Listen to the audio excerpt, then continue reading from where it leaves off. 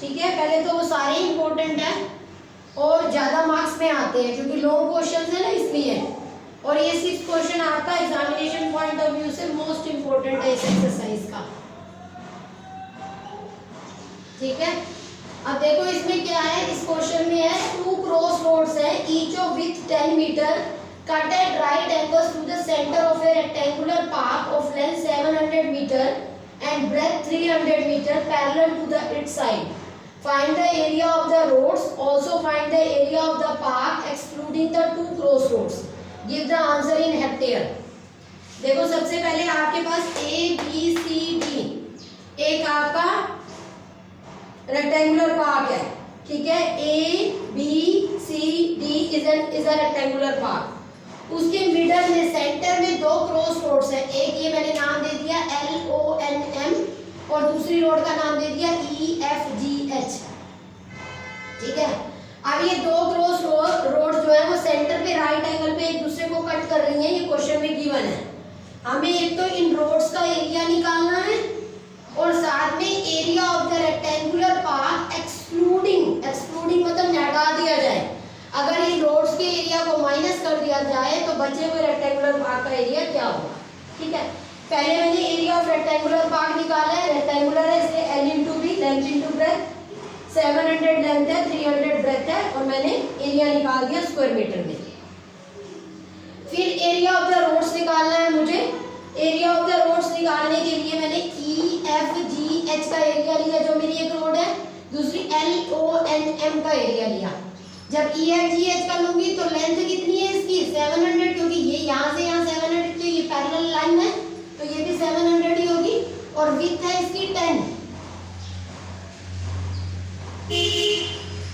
Width है इसकी 10। यहाँ से ये 10 है, यहाँ से भी ये 10 है, यहाँ से भी ये 10 है, यहाँ से भी ये 10 है।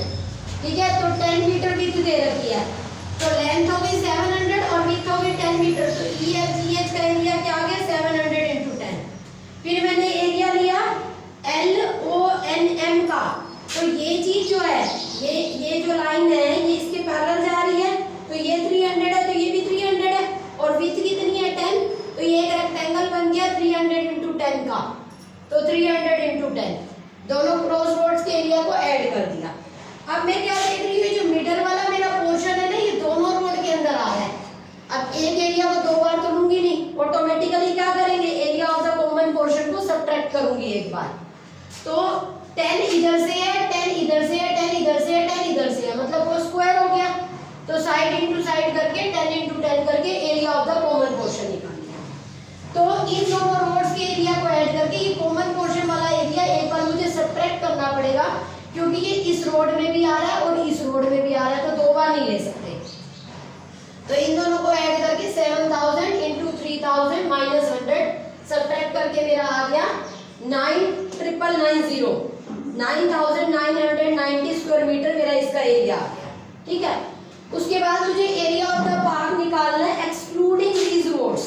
तो एरिया ऑफ द पार्क तो मैंने पहले ही निकाल रखा था 21 विद 4 zeros है ना, उसमें से मैंने area of the roads minus कर दिया। ये मेरा आ गया area of the rectangular park excluding the roads. ठीक है, अब इसको हेक्टेयर में कन्वर्ट करने के लिए क्या करूंगी, 10,000 से डिवाइड कर दूंगी। 1 हेक्टेयर में 10,000 स्क्वायर मीटर होते हैं, तो जब भी बड़े यूनिट से छोटे में जाते हैं, सॉरी छोटे से बड़े में जाते हैं डिवाइड करते हैं। Hectare is a bigger unit and metre square is smaller, as 1 hectare में 10,000 मीटर स्क्वायर होते हैं। ठीक है, तो छोटे से बड़े यूनिट में जाऊंगी तो डिवाइड करके और आंसर दे दूंगी। 0 से 0 कैंसिल, ये 3 डिजिट के बाद डेसिमल लगा देना, तो ये हो जाएगा 20.111 हेक्टेयर। ठीक है, आ गया समझ, क्लियर। नेक्स्ट क्वेश्चन पे आते हैं 7 पे। Wrapped a cord around a circular pipe of radius 4 centimeter and cut its length. ठीक है, then she wrapped around a square box of side 4 centimeter. Did she have any cord left? Pi is 3.14. देखो इसमें जो है आपको दे रखा है कि प्रज्ञा ने एक सर्कुलर पाइप लिया और सर्कुलर पाइप के अराउंड एक कोड को रैप कर दिया। सर्कुलर पाइप के अराउंड जब किसी चीज को रैप करोगे तो क्या होगा? सर्कुलर पाइप के अराउंड जब आप किसी चीज को रैप करोगे तो उसका सरकमफ्रेंस मिलेगा आपको, ठीक है। ये एक सर्कुलर पाइप है, उसके अराउंड आपने उसको रैप कर दिया वायर कोड को, तो आपको उसका क्या मिल जाएगा? सरकमफ्रेंस, क्योंकि बाउंड्री की बात है और सर्कल के पेरीमीटर को स्पेशल नेम मिला हुआ है सरकमफ्रेंस। तो सरकमफ्रेंस ऑफ सर्कल क्या हो जाएगा? 2 पाई r, पाई 3.14 गिवन है, ठीक है। रेडियस 4 सेंटीमीटर गिवन है, तो आपका आ गया 25.12। एक चीज याद रखना, सरकमफ्रेंस लेंथ होती है, कोड को लपेटोगे खोलोगे तो लेंथ ही तो आएगी ना, तो वो आपका जो पेरीमीटर होता है, इस तरह से circumference of the circle is the perimeter of the circle, it is in centimetre और metre as it is length, ठीक है। तो ये सेंटीमीटर में आएगा as radius is given in centimetre. अब इसी कोड को खोल दिया पाइप में, पहले पाइप पे लपेटा और उसको खोल के स्क्वायर के चारों ओर लपेट दिया, और स्क्वायर की साइड भी 4 सेंटीमीटर मुझे दे रखी है, ठीक है। अब स्क्वायर के अराउंड उस कोड को खोल के स्क्वायर के अराउंड लगा दिया। अब बताना है कि जब तुम यही लेंथ जो तुम्हारी सरकमफ्रेंस से आई है तुमने काट दी थी, पहले पाइप के अराउंड लपेटा था, जितनी कोड आई थी उसको काट दिया। अब जो इसके अराउंड रैप करके जो कोड आई है उसी को स्क्वायर के अराउंड रैप किया है, ठीक है। तो क्या कोई कोड लेफ्ट रह जाएगी? क्या length of the code left रह जाएगी? तो पेरीमीटर ऑफ स्क्वायर होता है 4 into side, 4 side 4 centimetre given है, तो कितनी आ गई? 16 सेंटीमीटर। अब ये जब लपेटा तो 225.12 आई, इसी को स्क्वायर के अराउंड लपेटा तो अब बच गई, कितनी बच गई वो देखो, length of the code left क्या हो जाएगी? 1225.12, क्योंकि ये बड़ा नंबर है और ये छोटा नंबर है, तो 9.12 सेंटीमीटर अब लेफ्ट रह गई आपकी कोड, ओके। 9 क्वेश्चन भी आते हैं। 9 क्वेश्चन है, आपको एक फिगर दिखाई हुई है, एक रेक्टेंगुलर आपका लैंड है, ठीक है। उस रेक्टेंगुलर लैंड के अंदर सेंटर में फ्लावर बेड बना हुआ है, ठीक है। इस रेक्टेंगुलर लैंड के सेंटर में फ्लावर बेड बना हुआ है।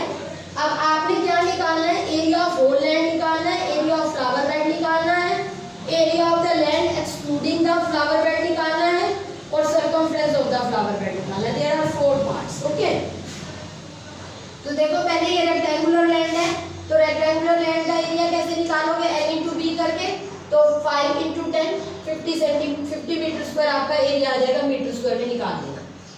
फिर area of the flower bed लेना, area of the flower bed pi r square होता है, लेकिन इसमें पाई की वैल्यू आपको गिवन नहीं है। अगर पाई की वैल्यू गिवन ना हो तो आपकी मर्जी है, आप 3.14 यूज करो, नहीं तो 22/7 भी कर सकते हो, आपकी मर्जी है, okay, what ever you like, ठीक। तो आप पाई की वैल्यू 22/7 कर लो तो भी ठीक है, 3.14 कर लो तो भी ठीक है। रेडियस दे रखा है 2 मीटर, ठीक है, डायग्राम में भी गिवन है। अब कैलकुलेट करके एरिया ऑफ फ्लावर बेड निकाल लेना। अब थर्ड पार्ट में area of land excluding the flower bed, मतलब लैंड का वो एरिया जिसमें फ्लावर बेड नहीं है, फ्लावर बेड को छोड़ के, तो एरिया ऑफ लैंड में से area of flower bed minus कर देना, मतलब ये जो इससे जो एरिया है माइनस इससे जो एरिया है वो सब्ट्रैक्ट कर देना, first minus second. Fourth part में circumference of the flower bed, तो circumference of the flower bed 2 pi r करके निकाल लेना, रेडियस 2 गिवन है, पाई की वैल्यू 22/7। अगर पूरे क्वेश्चन में 22/7 करना तो सेम करना, 3.14 करना तो सेम करना, ओके। नेक्स्ट पे आते हैं।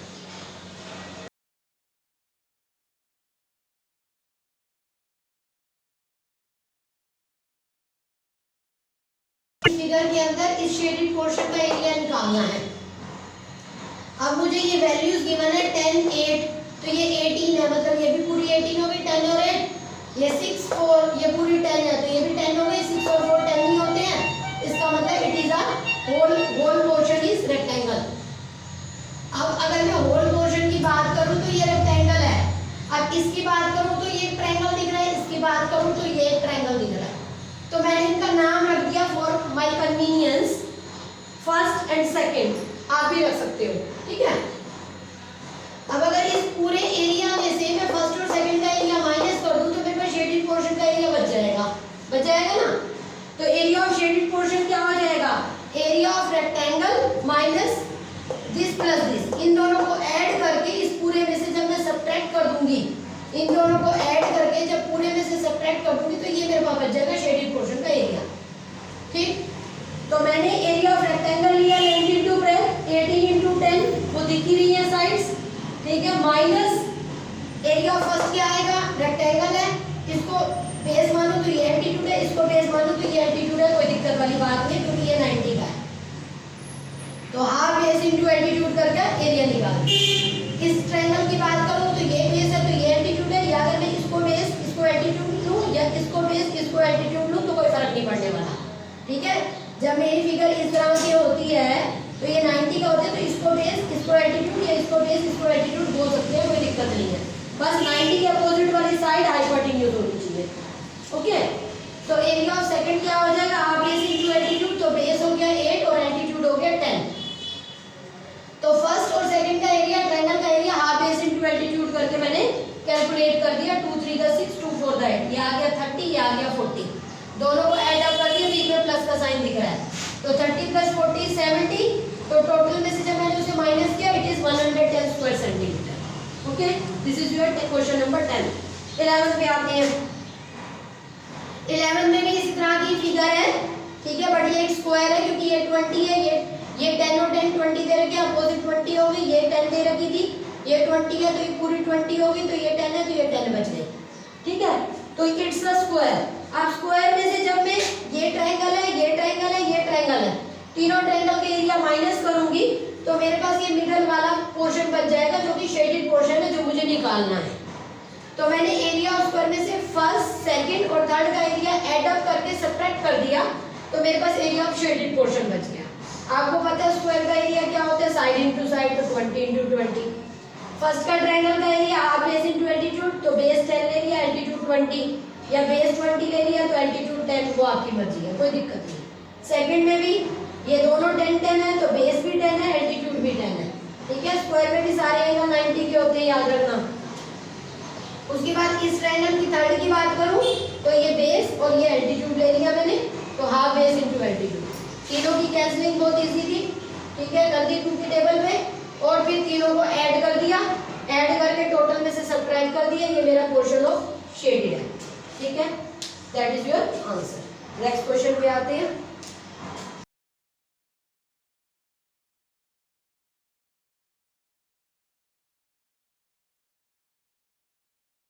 ये इस क्वाड्रिलेटरल को 2 ट्रायंगल में डिवाइड कर रही है। ये पूरा ट्रायंगल है, ये पूरा ट्रायंगल है। बेस आपने 22 ही दिया हुआ है आपको। ठीक है, 22 बेस के ऊपर ये एल्टीट्यूड 3 ड्रॉन है, और नीचे वाले ट्रायंगल में भी इसी बेस 22 के ऊपर देखो एल्टीट्यूड डी एंड ड्रॉन है। ठीक है, और दोनों के दोनों जो हाइट्स की रेशियो है, एल्टीट्यूड्स की रेशियो है, वो 3 गिवन है, और दोनों के लिए बेस सेम है, but altitude are drawn from the opposite vertex.